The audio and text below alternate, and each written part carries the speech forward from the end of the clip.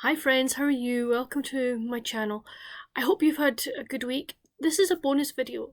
I did a photograph today on my Instagram channel to celebrate the fact that here in my part of Scotland we have snow. This is a very rare occurrence for us. We don't tend to get snow where we are. So we have snow. So I did a photo of some books with white covers I thought might be quite fun to read, you know, on a snowy day, snuggled up. I'm taking this one step further, and I've got some of the books here that I had put in that photo.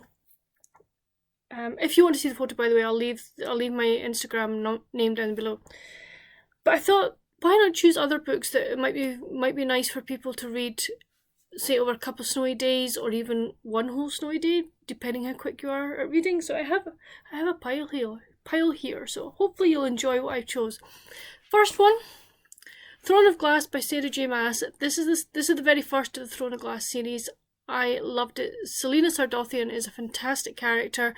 I like the adventure in it. I like the mystery in it as well. I think it's a really great fantasy series. If you're new to the fantasy genre, which I'm not, you know, a particular sort of fantasy reader, but I have to say I loved this series, as I also enjoyed her Court of Thorns and Roses series. But yeah, if you're wanting a kind of an adventure book, you could go with this one. We're now going into sort of, adventure stroke history with Echo of the Ruins by Christina Courtney. This is a dual storyline book.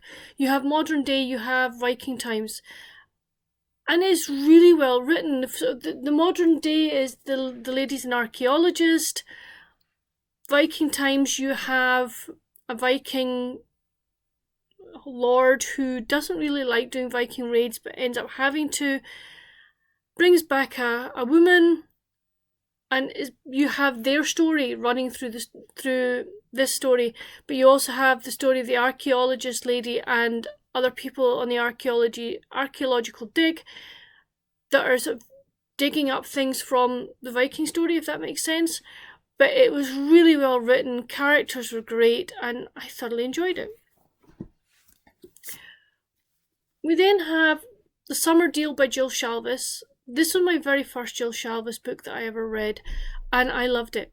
It came out last year, and it's about two friends who actually, could they be more than friends? Is there a link between them? And they have a third friend, so it's a male and two females, and he is trying to help both of them. It was beautifully written. The characters were really well crafted. The storyline was well written, and I really, really liked it. So this, if you want to be wheeked away to a warm summer's day or summertime, then you could go with this one. We then have Harlequin Special Edition. I read this was it last month? And really enjoyed it. It's to do with a veterinarian, and now what was he? I think he is. Oh gosh, I can't remember what he does. How bad is that? Anyway, she's a veterinarian and she helps sort of train dogs who are badly behaved, etc., for their owners.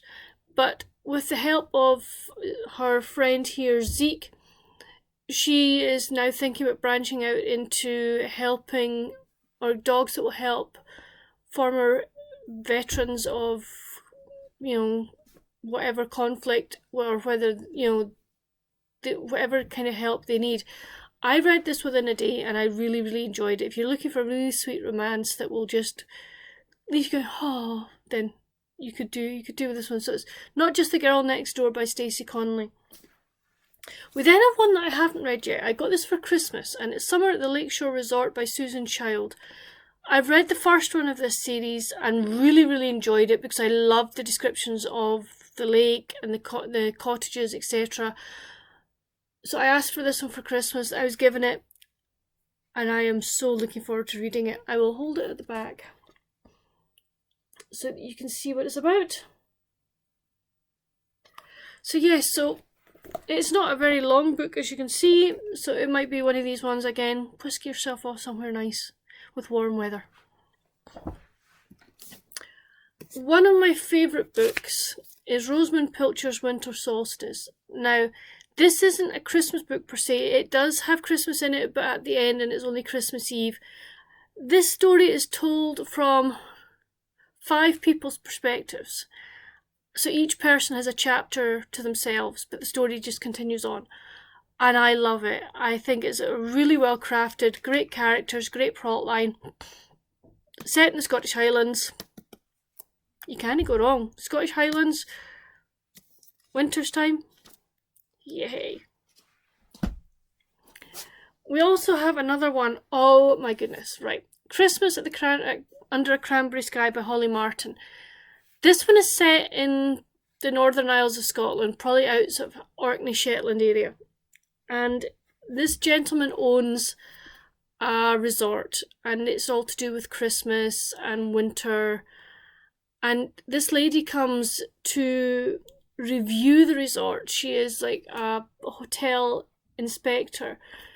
But the thing is, the two of them know each other, but he doesn't know that she is the hotel person coming to, obviously review the resort. And things are not quite ready in the resort yet. So it's the story of how they get on. And it's beautifully written. The characters are lovely. The descriptions are just amazing. I was just so pleased with these descriptions. Another wintry one, again, had slight Christmassy vibes to it, is Sleigh Bells in the Snow by Sarah Morgan. This is about a lady who helps ailing resorts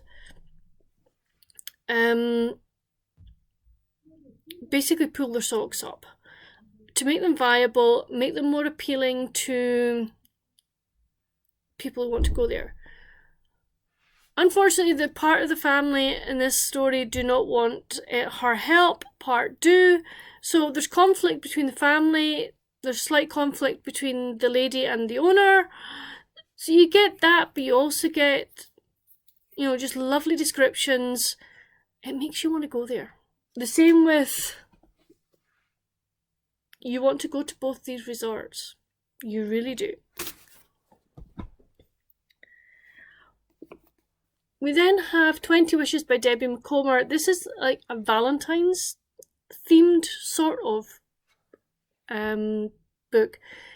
More galantines than Valentines. It's about 3 friends who who are widows and they want more from life, so they set themselves up on Valentine's Day to make up some wishes that they want to accomplish within the year. And this is the story of what they accomplish, what they don't accomplish, what they learn, what they don't learn. The thing that drew me to it was, when I first read it, was the bookshop and the lovely setting. Yes, this one is set in a bookshop. And it is so nice because one of the main characters is the owner of said bookshop. So this is part of Debbie McComer's Blossom Street series, and I thoroughly enjoyed it. If you're wanting a laugh.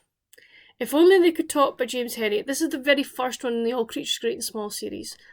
So we are introduced to James, we are introduced to Mrs. Pumphrey, we are introduced to Tricky Woo, Siegfried, Tristan, Mrs. Hall, everybody. And it's hilarious. If you're wanting a laugh, come join James. But you also get all the nice stories of the animals, etc. as well. So it's a lovely book to read. It's a great series, actually. I know that a lot of people have been watching the new adaptation that was done for it. I couldn't stand it. Give me the old adaptation with Christopher Timothy, Robert Hardy, and Peter Davidson. That was the era that I grew up with, and that's the one that I will always stick by. So yeah. Next one is Christmas in Vermont by Brian Mooney. I loved this one. It was to do with an army vet coming back home for a while, and his father was a postmaster. He's stepping down from this.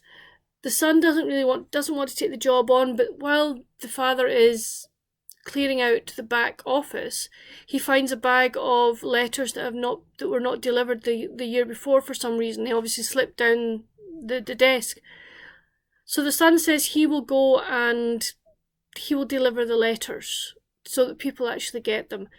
And it is so sweet. He's helped in this by the new local teacher, so that she gets to know the country and the people in the town, etc.